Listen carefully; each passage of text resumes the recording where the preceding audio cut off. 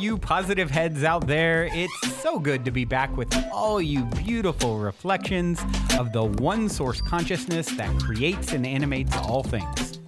If you're new to this podcast, of course, we are super happy to have you here, and we just ask that you bring an open mind and heart to your listening experience and to be prepared to explore vantage points that I'm convinced will help shift or solidify your current understanding of the ultimate nature of reality in a way that is extremely empowering.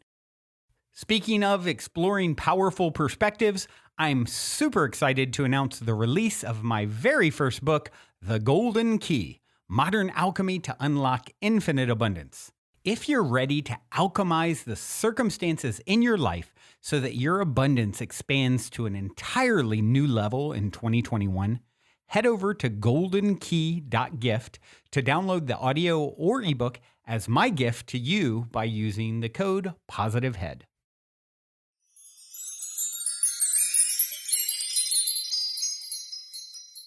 Hello, all you positive heads. On this week's P Head Posse episode, our guest is positive head listener Natalie Clare.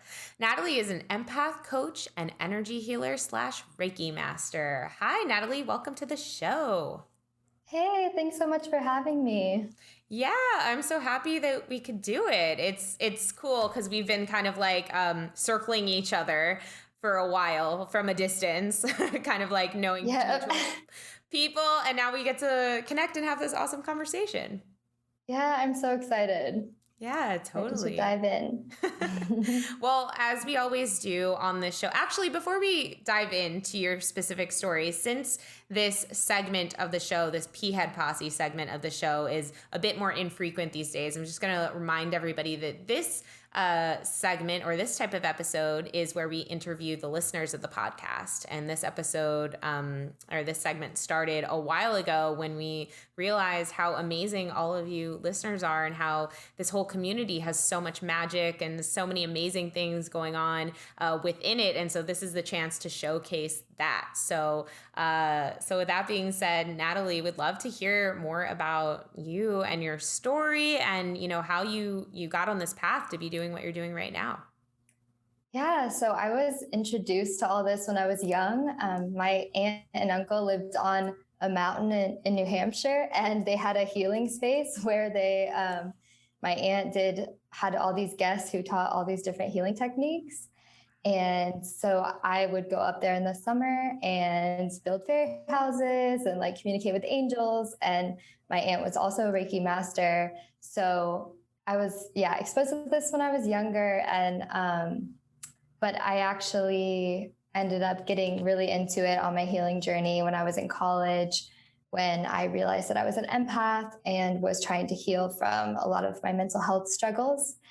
And since then I've just spent the past 8 years helping other people heal simultaneously while going on my own healing journey as an empath and tapping into like my intuitive gifts and, you know, going along with developing the boundaries as my gifts grew, realizing that I needed to heal some of those boundary issues in my life in order to tap in a deeper way. So that's kind of what's brought me to where I am today. Wow. That sounds so fun. Like just hearing about your childhood. And I think it's always so fascinating, you know, hearing about like when I love talking to people who they were actually encouraged about this in some way when they were younger versus kind of there's so many other stories of this stuff being kind of demonized, right? So it's very interesting to hear kind of that other perspective and how that impacted who you were. Like, how do you think that impacted you growing up as like having that space where you were encouraged to, you know, connect with fairies or... Yeah, I think it was like a thread in my life. Like I remember in middle school, I was still telling kids like, no, fairies are really real.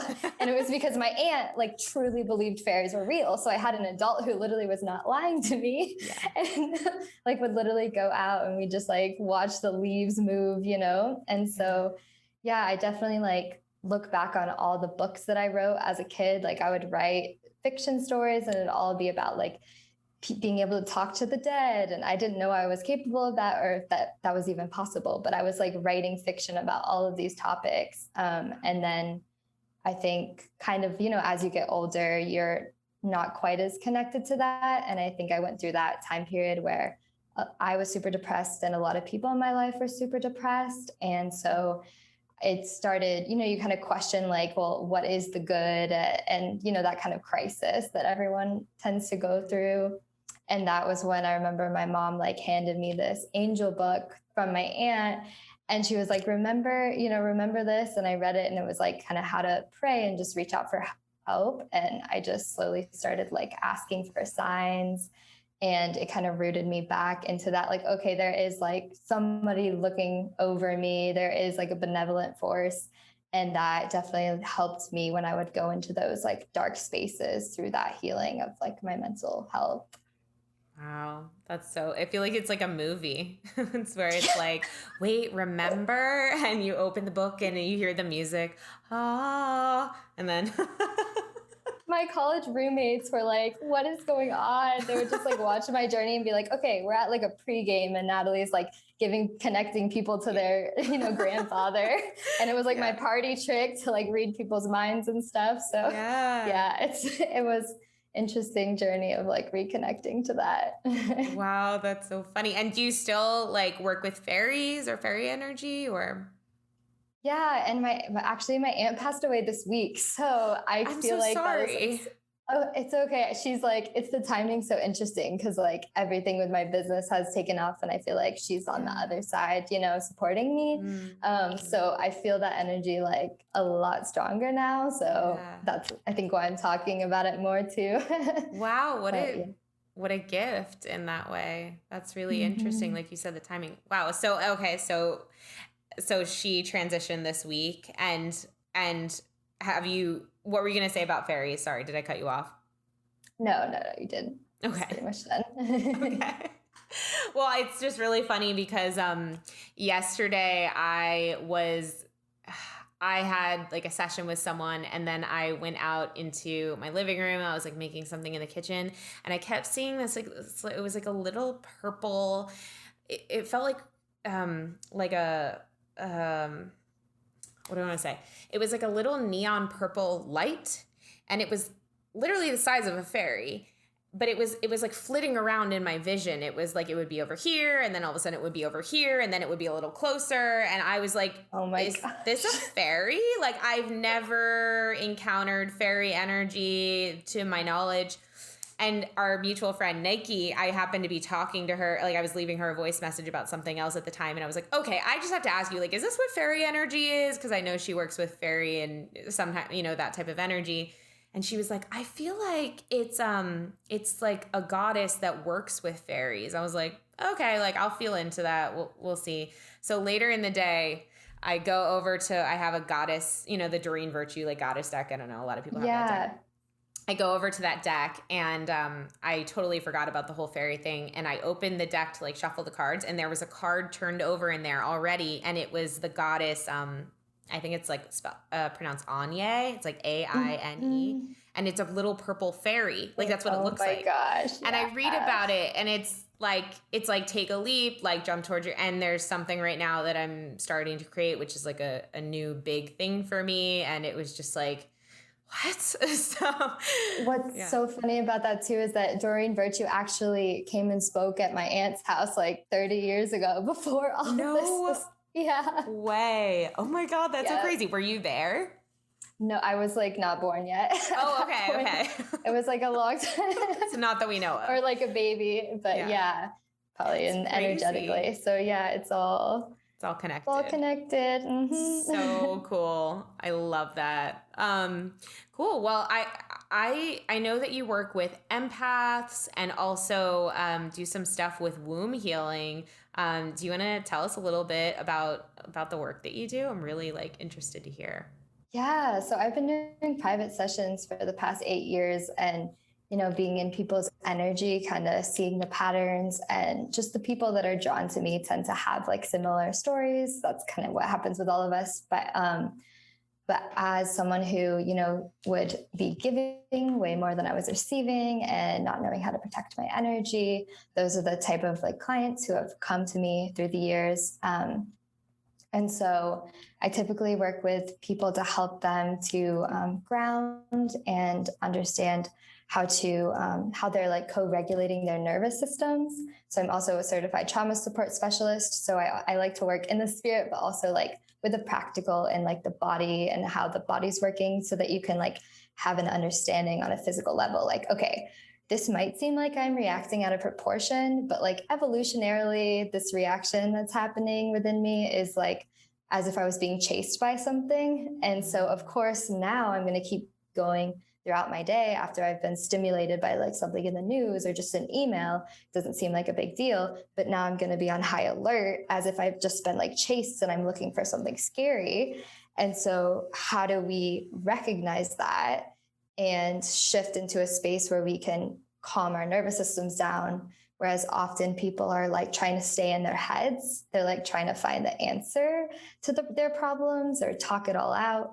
Whereas my big thing with my clients is like, okay, how can we get you to like be calm? And then we can address what's going on once you feel relaxed and at ease. Yeah, absolutely. And how do you help people be calm? Like, so I'm pretty intuitive by like the guidance that I give people. So I'll guide people like in private sessions, through into like a visualization to release the things that are coming up, and helping them with their breathing and just grounding, even just like touching your body sometimes, like very simple things that we don't think about. But I think it's that acknowledgement of like, okay, I need to take what I tell people, because I struggle with chronic illness, and that came from being in a trauma response for so long.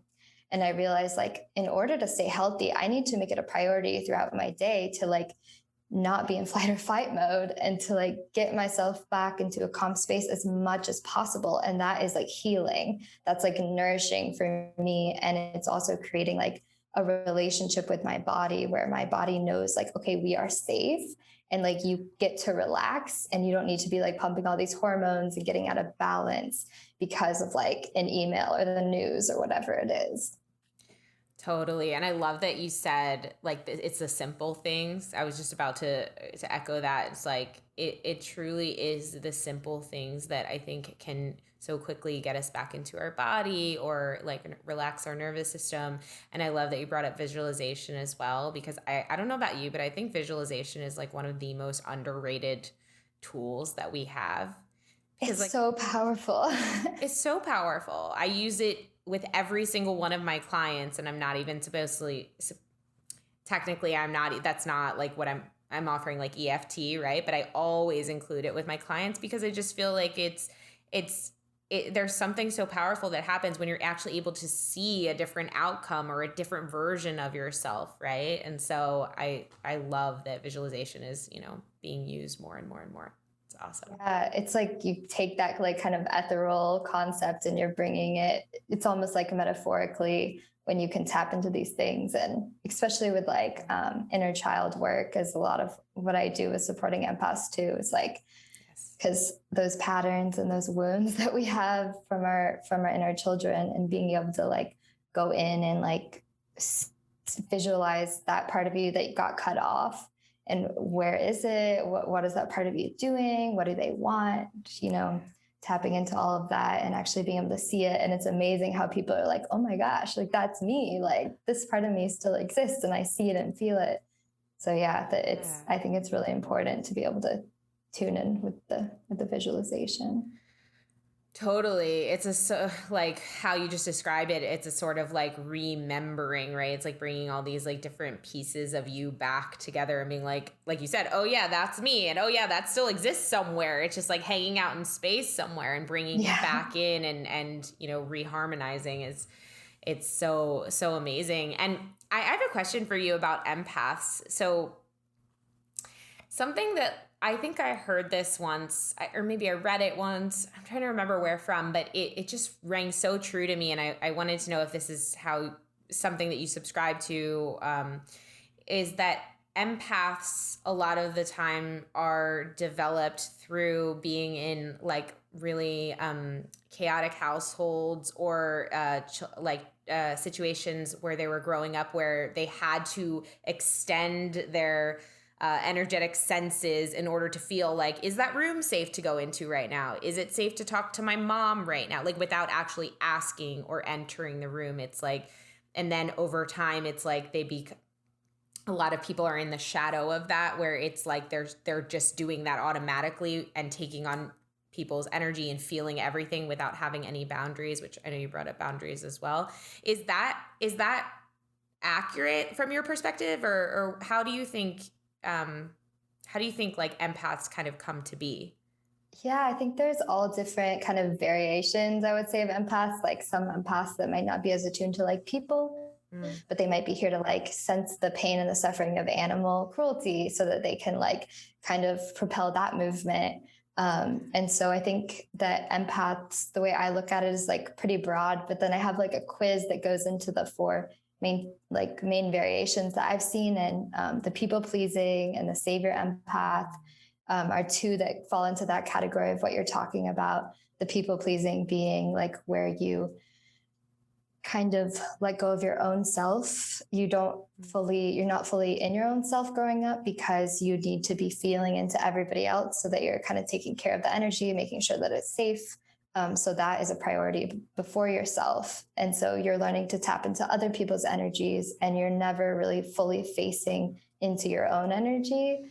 And so when you do face inward and when you finally say like, okay, I'm deserving of putting myself first, then you start to realize like, oh, my energy actually feels really good. Like all of that is things that I was picking up on, or like you said, like kind of feeling it out. And then with the savior, it's like where you feel that kind of responsibility. And I think a lot of us who are like light workers kind of come in with that regardless of our childhood situations, like feeling like we came with this purpose and we want to save. And so then we're sensing other people's problems or pain because we think it's going to like help us be tuned into how we can help the world better.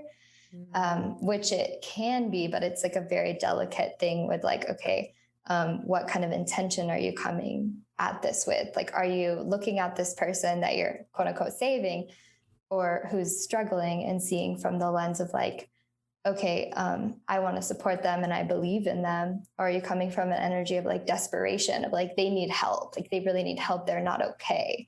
Because if you're coming from they're not okay, then you're in desperation, you're in the energy that they're in, you're not able to hold that space. And so you're playing that role of like not seeing them in their highest light and their highest potential. And so that's kind of how we can shift out of like, we can still sense people's problems, we can still sense suffering, but we are viewing it from the lens of this is their path and they might not even need my help. Like they might not even like, it might not be beneficial for them if they're not open to this yet. And that could not even be their path. Like some people need to be in their pain for as long as they need to, like that's their right, you know? And so when we feel like we're so sensitive to the world that we can't let people have their pain and be in their pain, that's when we start carrying it. Like I'm not okay until my mom like heals, because when she's around me and she's unhealed, she's anxious, she triggers my anxious wound.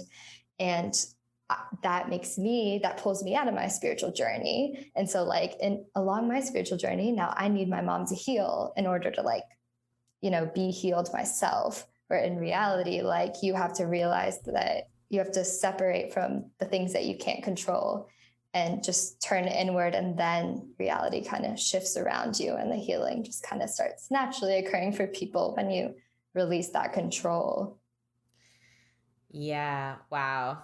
I felt I felt called out in so much of that. Not called out, but you know what I mean. Like, yeah. I was like, yep, that's me. So if someone's listening to this like me and they're like, oh yeah, no, I do that.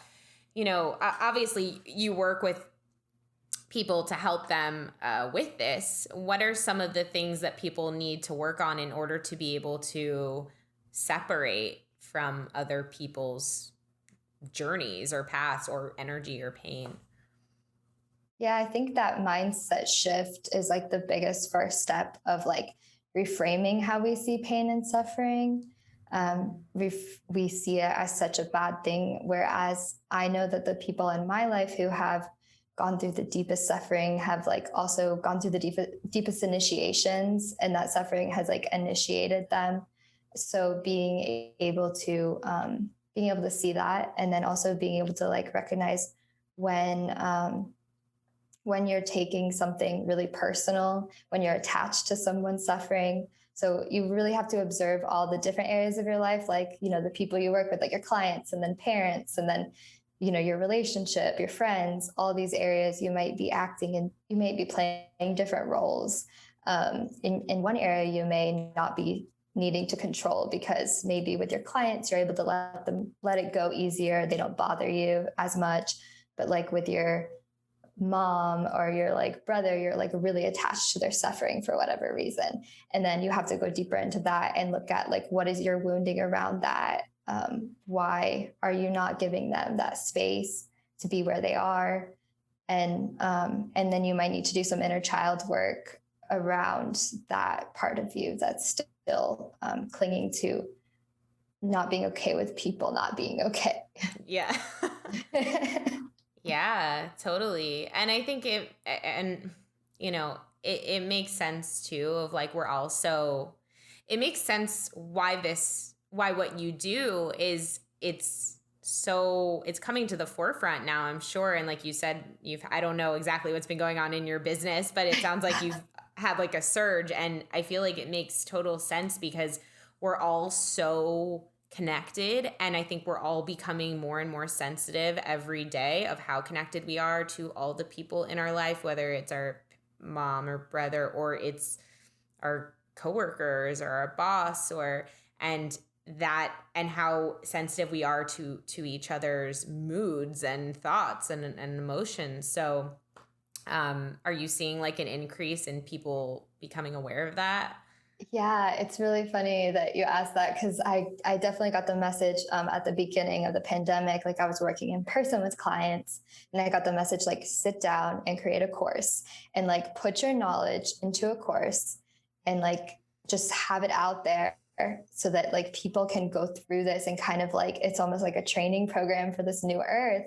And so then I spent, you know, like 8 months just pouring all my energy into this, like stopped everything I was doing. Like I have to get this out, and the meditations and everything. And then, yeah, once I finished and like launched in January, it was like all of a sudden all of these empaths were just coming to me, and everyone was like, I'm getting so much more sensitive. And I even, you know, went through an initiation myself in the past month where it was like I had let go of a lot of things that were out of alignment, because I know how sensitive I am, but there were still certain like TV shows or just songs that I would listen to, and I just noticed, or food, and I noticed that like if I engaged in that, like my anxiety went through the roof, and like all my sensitivities, it was just overload. And so for a second I was hard on myself. Like I just created this whole course to help people, and now I'm like overloaded myself, you know. But then I remembered like, okay, I'm just up leveling, like all of us are. And we are at the point, and I've been telling people this because people have been going through that and asking like, why am I so overwhelmed right now? And yeah, we're all like becoming more connected. Our energies are becoming more connected. And because of that, we have to be really mindful of what we're connecting into and how it's affecting us. And we have to pause. And like, if we feel ourselves being thrown off, we have to go back and take that inventory. And that's like a really big thing I teach. And something I also teach in the course is going through that energetic inventory in your life. Like we have to create space for things that support us. So if like, you know, spending 3 hours at night watching Netflix is making us feel off, then like we need to open that space up to see what wants to come in and actually like support us through this time. So like whether that's like an evening yoga practice or journaling, or like going back to your old hobbies of like writing a book, or like playing music, or whatever you used to do, this time is like showing us where things are out of alignment. And then there's always this period of like space that we need to see what we want to fill that space with. but we're really uncomfortable with space. Often we're like bored, or we want to know what we're supposed to fill it with.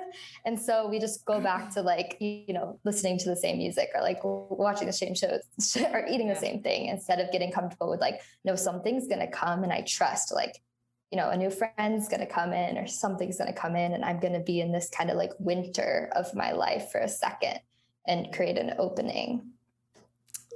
I love that. You reminded me when you said that. I forget who said this, but someone was like, we're obsessive space fillers. That's what like a human is. It's like an obsessive space filler. So uncomfortable with silence, so uncomfortable with space, not knowing, right? Like that unknown. When, like you said, the universe is a vacuum, like something's going to fill the space, something's in there.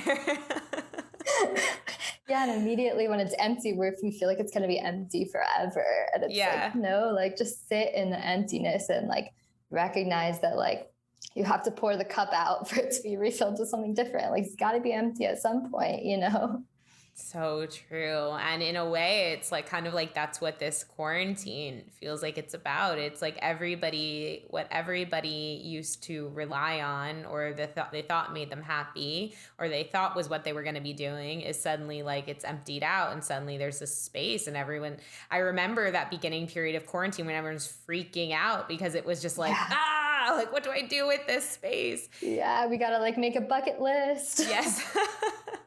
But now it feels like people I know it's still really challenging for people, especially with kids and stuff like that, but it does feel like people are kind of like, oh, okay, like kind of opening up to it more, of this idea of really asking themselves, like, what does feel good to me? What, like, speaking of what you're talking about, like, what shows do I like watching? What music do I like listening to? What food does make me feel good? And I think that is all part of the process of just becoming more conscious as a collective.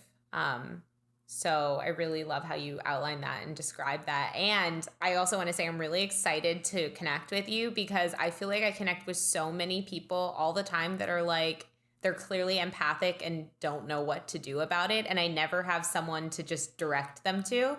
So now I do. And I'm happy about I'm that. So glad. It's so funny because when I really like the first year when I was tuning into all this about like 8 years ago, and I was like at the end of college, and I just kept bumping into people once I discovered I was an empath. And I was like kind of coming up with these tools, and like, at the beginning of the spiritual journey where you're like hyped up and you're my gosh, this and that and that, and so I would just like bump into people just like of all different ages, and they'd be like, oh my gosh, my daughter's like this. Or I would just get in these super deep spiritual conversations. And I remember thinking like back then, like, oh, maybe I'll have like a business card with like a website that has like links to tools or something. And I almost created it like back then, like during my like first 2 years, but then I rerouted and I ran a nonprofit and like all this other stuff. And so it wasn't until like now that I really birthed that empath course after like working with so many people and like diving in deep. And I think that the message in that for me was like having the patience of like honing into the craft and like being able to embody it before I went out and spread it. And I don't know if that would resonate with anybody who's like kind of wanting to just jump into things instead of like waiting for like the timing to be there. And the people are always going to be there, right? Like back then I felt like this demand, like, oh my God, all these empaths, they need me. And that goes back to that like savior thing, right? Like I need to do this now. And so now like they're still here. Everybody's still here. Like, yes. So, and there's more. And now everybody's awakening and everyone's starting so young. And it's just amazing seeing this. Yeah. And speaking of timing, it's like, what divine timing, like, I know exactly what you mean. I remember being the same way when I had my awakening. I was like so hyped about like, let's do this, but I didn't exactly know how to do it. And I was frustrated that I didn't know how to do it. And eventually I settled down, and then kind of let the wave like kind of take you, and you start the journey. And now it's like as I mentioned earlier, there's like something that I'm starting now that I remember thinking about 3 years ago and being like, oh yeah, I want to, like I really want to do that. And now the idea is coming back around at the perfect time. And so I really like that, you're speaking to that, just like trusting the timing and patience and going back to that space and like letting the space be what it is. Yeah. It's very important. Before we continue on with today's episode, I'd like to take a moment to tell you a little bit about my very first book, The Golden Key: Modern Alchemy to Unlock Infinite Abundance. The concept for the book initially came to me in a dream and has been followed by a next level amount of synchronicity, confirming for me that the information in the book is pertinent to get to the world at this moment in our collective evolution. In the book, I share the 8 keys to manifesting abundance that I've personally discovered over 25 years of trial, error, and deep exploration, including one golden key that ultimately ties them all together. I think most of you will agree with me that talk is a bit cheap, especially these days, and results speak the loudest of all. Well, these keys have led me to manifesting incredible results, such as an Inc. fastest growing private company, uncanny health, incredible relationships, and success with this podcast. However, I'm not any more special than you, and anyone can apply this information to achieve incredible results in their own life. I also believe waking up our planet by sharing these keys to abundance is the quickest way to help us to transition our home into the planet of paradise it is destined to become.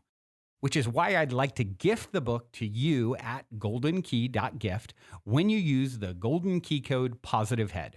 I would also like to invite you to create your own unique golden key code so you in turn can gift the book to others, as well as invite you to participate in a unique abundance manifestation game with me and the other readers that is outlined in detail at the end of the book and on the website, where readers are also going to share the inspiring results of their abundance manifestation experiments. Lastly, I'm going to practice what I preach by sharing 50% of the abundance generated from the golden game and sale of the other golden goodies on the website with you and all the other readers.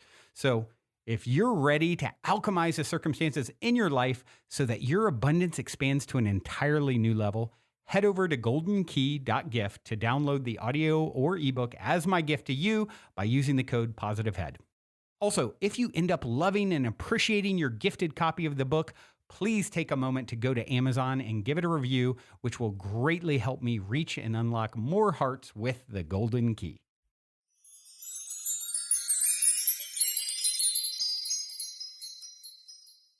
Oh, I want to ask you about, I know you also mentioned you do like womb healing. So what is that about? Yeah. So I got pulled into I don't even know how womb healing came into my reality a few years ago, but it was right before I was diagnosed with endometriosis and, was having a lot of womb afflictions physically. That was when my chronic illness developed. And right before that, I started like just leading womb healings and really got called into connect like with myself, just going into my womb space and having a relationship with it and like talking to my womb and realizing that a lot of our traumas are stored there. And it's also our creation center. It's like literally what we birth life with, it's like all our potential is held there, our potential for creation. But we don't often go in and like clear it and acknowledge it, and also acknowledge that like, people think about being violated and trust with other people, but there's also our womb has its own spirit. And so we may have created a distrust between ourselves and our womb if we, didn't say no when a sexual encounter was about to happen. Like if we didn't stand up for ourselves or even with our own self. Like if we've, just like haphazardly, like, stuck a tampon in it, like, just being like not mindful of like the way that what our womb needs and what our yonis need and what can be held and how that kind of creates like a barrier and a block to feeling safe in this world because we have that distrust that we're not keeping ourselves safe. And so helping people with wombs, people with yonis to be able to like develop that relationship with their womb space and like listen to it and feel into like what energy is there. Like maybe you have suppressed anger that you never felt like you were allowed to express. And then I also like to take people into like meditations around the like womb cave, the collective womb cave, and share like healing with the collective womb, because we see the state that our wombs are in. And I've, you know, I'm connected with a lot of people who deal with issues, women's health issues, and it's all a manifestation of like our unhealed trauma and just like our disconnect from our bodies and all the pain that we've gone through. And so connecting with that, and it's also connection to Mother Earth. You know, it's all like how we treat our Mother Earth, how we're treating our mothers, how we're treating ourselves. And so being able to like connect into that of like, okay, how can we share healing with the collective womb space? And a lot of people are waking up to the womb work and spontaneously. And I've been really blessed to work with people to help them like have children who were having like, you know, were in so much pain they couldn't have sex, and just energetically being able to like release all that pain, as well as infertility, like blocks, emotional blocks in their womb, like, oh, I'm going to be a bad mom, just anything that could have surfaced that creates a disconnect. And so I just, yeah, it's kind of like I'm all over the place with like what I do with the womb work, but it's kind of just like tapping into what people need for their healing, and also like working with their partners of like, how do you create safety within yourself so that you can open yourself up to be more nourished and feel more safe within your like sexual relationships. So yeah. That's amazing. I love that. It's so cool too, because throughout this whole conversation, I've been taking these like really deep breaths, which only happens to me when I'm talking with someone who I feel like is just speaking so much truth. I've noticed that it's just, or something I really need to hear, like something that's resonating with my truth, right? And the womb space and that this topic has been coming up quite a bit for me recently, so it's very relevant to me. And you know, and I love this idea of like communicating with the womb space and knowing that it has its own spirit and its own energy, and that we can communicate with it. Because for me, I know like I always had a lot of sexual energy from a very young age, and also had a lot of creative energy from a very young age. And then, you know, as time went on, it was like I had all this trauma, and not even from like my mom was sick and stuff like that. And then in order to deal with it, I would numb through stuff like eating, but also sex, right? And so over time, that really started to mess with my energy and my sexual energy and my creativity. And so I'm just now in this process of like starting to get that back, you know, and I love everything you're saying. And it also is, I was getting this image of you too, how like, it's so cool because you're working with people with this space, which is helping bring new life into the planet. Like, not only is it helping bring beauty and creativity and all this into the planet, but it's also bringing the new life into the planet. And like, you're such an instrumental part of that. It's so awesome. Thank you. It's been so fun because like with people who have had these blocks to getting pregnant, you know, and then being like, oh my gosh, we conceived like 2 days after our session, you know, and like that it's just like all the healing babies and the Reiki babies like coming into this world and like being a part of it. It's like, yeah, one of my favorite things. It's been so fun. So cool. And to speak a little to like what you're saying with your story of like kind of moving through like the trauma and the release, like there's so many like layers. And for anyone who's working through that, I would definitely recommend like the element of water, like visualizing water moving through you, cleansing with water. You can do a meditation to go into like your envisioning your own womb like a cave and asking like what it needs and kind of seeing what it wants to reveal to you. As well as taking breaths like through your yoni has been like a really powerful thing that people to like kind of unblock some of that energy, because often we're breathing like, from our mouth down into our body, and instead you're breathing up in. And so when you breathe up in and you start to circulate that energy through your womb and then kind of circulate it through your body, you can like move with it, and you start to like activate some of that pleasure that you may have been cut off from. And it can start kind of like healing and working through you. I love that. Thank you so much for those recommendations. I'm definitely going to try some of that. And I have also been getting the download about water recently, like water. Yeah, I'm such on a water trip. Yeah, totally. It's crazy. It's crazy. I actually like started tracking my water recently, and I'm like, I don't drink. I tell myself I drink water. I'm pretty like, I always have my water bottle around, but I don't drink nearly enough water. And it's so important for especially all the work that we're doing right now, all the processing we're doing, all the upgrades we're doing. It's like, we need the water. I mean, our bodies need the water. So I am definitely going to try that. I took notes while you were talking, so I'm going to definitely try that. Oh, good. Yeah. And thank you for that. And how can people, whether they want to work with you on their womb space or, empath coaching, how can people work with you or reach out to you? Yeah. So on my website, natalieclarehealing.com, I have my private sessions. And then my big thing that I offer is my empath course. And so that's a course and group coaching. So it's 12 months of coaching once a month. So you can get your questions answered. And then the course that I, poured everything into, all my like meditations, ebooks, journaling, tools and tips for like grounding and protection and those mindset shifts. And then also like actually grounding it into your body, because we can know a lot of information, but we have to integrate it. And so I put a lot of integration into the course, as well as there's a community of empaths on there too. And so then also the integrating and the group coaching. So that is all on my website as well, all the information for that.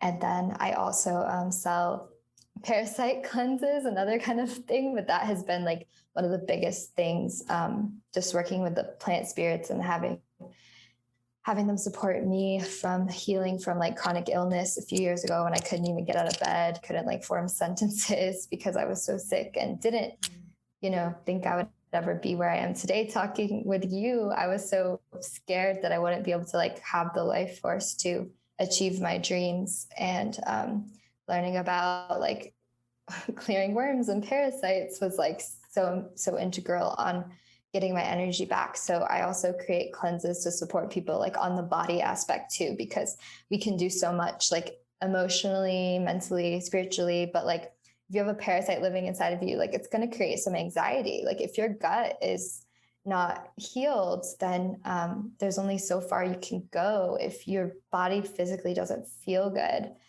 So that is another offering that kind of like, for me, tied a lot of things together of like not neglecting my body and like how I needed to take care of it, and just using the space of like being so ill to kind of equip myself with like the knowledge of like, oh, people used to take herbal tinctures to like cleanse this stuff back in the day. Like we've lost this like herbal medicine. We've lost our connection to like how the plants can support us.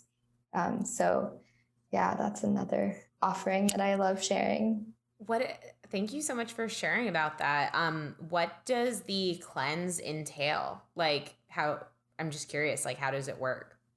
Yeah, so I have herbal supplements, and then like activated charcoal, which like helps bind, and then mimosa pudica seed, which is a gut scrubber.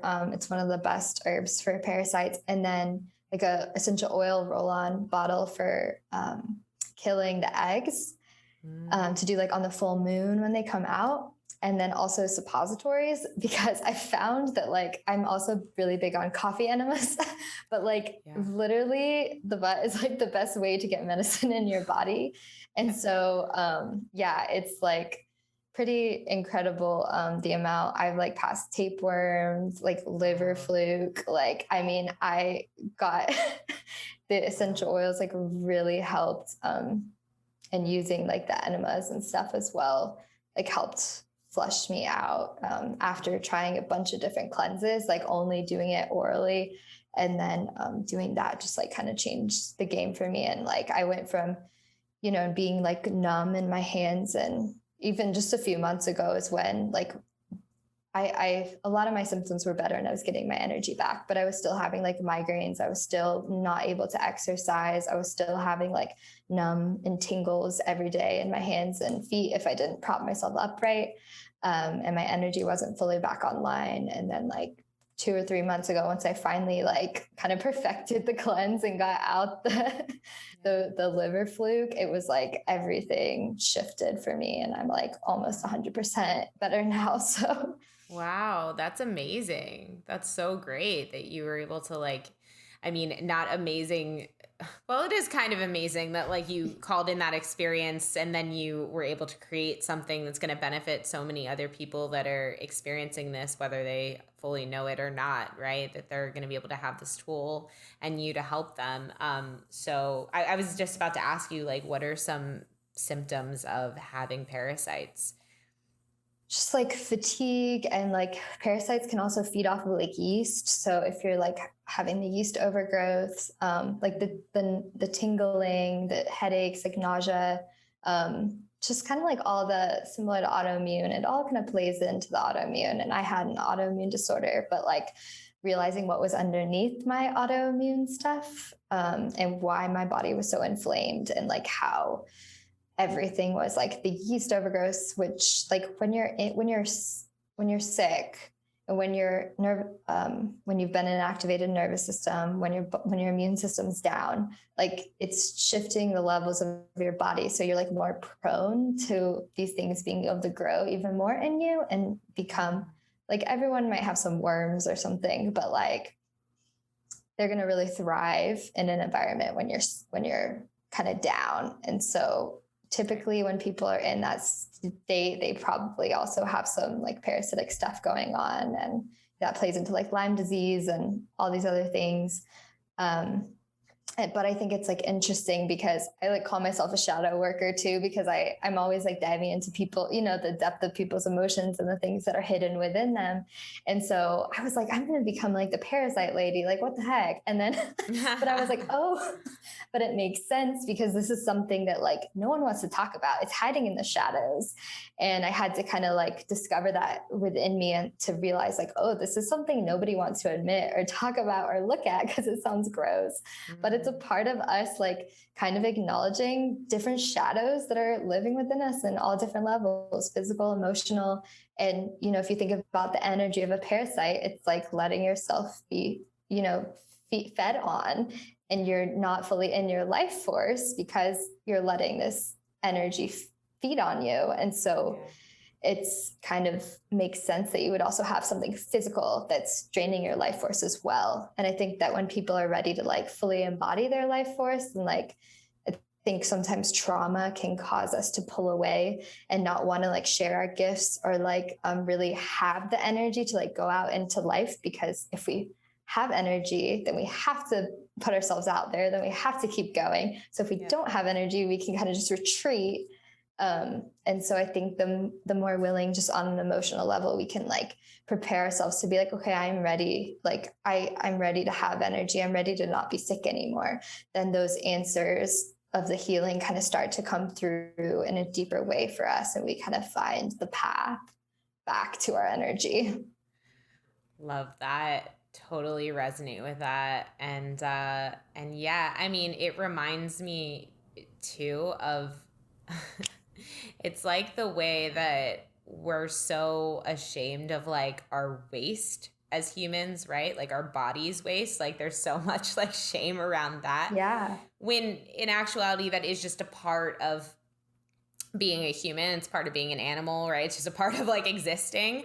And not saying that having a parasite is like needs to be a part of existing, but it is a part of it is a reality. It's normal. And we act like it's like you only get those in third world countries. It's like, where do they come from? Food? I mean, like, like for instance, the liver fluke that I had, that's from like, you can get it from raw fish. So if you've eaten sushi, you could have picked it up, it's like very, very I just don't, people, and I've even read like, oh, liver flukes, like it's very, very rare for people in the US to have them. And I'm just like, how did I get it then? You know, and you see people who have done these cleanses and they'll take a picture of their toilet, which is kind of gross, but like you see, you see like that this is like normal, you know, because everyone who's doing these cleanses is having the same result. And so it makes you realize that like, yeah, we want to say that it makes us feel icky, but it's really normal. We have tons of, like, we're not really we're made of all different bacteria, viruses, bugs, like worms, like we're made of so much that, it's like when we take the destigmatization out of it, then we can actually like look at it and be like, okay, what are we going to do about this? You know? Exactly. And it's so awesome that someone like you, who I feel like is just such a light. And if you guys could see Natalie right now, guys, she like literally looks like light, just wearing like a very like, she's just emanating light. Let's just say that. It's so, I think that is the importance of people like you, because like you do hold this light while you're helping someone do their shadow work and deal with something that is, you know, quote, dark, or no one wants to talk about, or shameful, or, you know, has that weird energy associated with it. And that's what we all need, right? We just need someone, no matter what we're facing, we just need someone to hold our hand and be like, hey, it's okay. It's really not that bad. And I'm here with you and I got you. Right. And I feel like that's what you're doing for people. So I think it's amazing. Yeah. Thank you. Absolutely. Thank you for creating this and healing yourself and all of your offerings. I think this is just so pertinent to what's happening right now. And we will include your website, natalieclarehealing.com, right, in the show notes. Awesome. Anything else you want to share before we wrap up this awesome convo? I think that's probably it. I feel like we went over a lot. We did. We covered the gamut. It was great, and really appreciate you being here and sharing, and thank you to all of you who are listening. It's always a pleasure to be on this podcast. And if you are a listener who has something that you're working on or a story that you want to share, you can email me at alexa@positivehead.com and we can work on bringing you on here just like we did with Natalie. So Natalie, thank you so much for being here. It was such a pleasure. Thank you. I appreciate it. Yeah, absolutely. Until next time, everybody. Bye. Also, before we sign off, I wanted to remind you to download the Golden Key audio or ebook as my free gift to you at goldenkey.gift using the Golden Key code POSITIVEHEAD. And please, if you enjoy my gift, leave a positive review on Amazon so others can find the book and unlock their lives with the help of the Golden Key as well.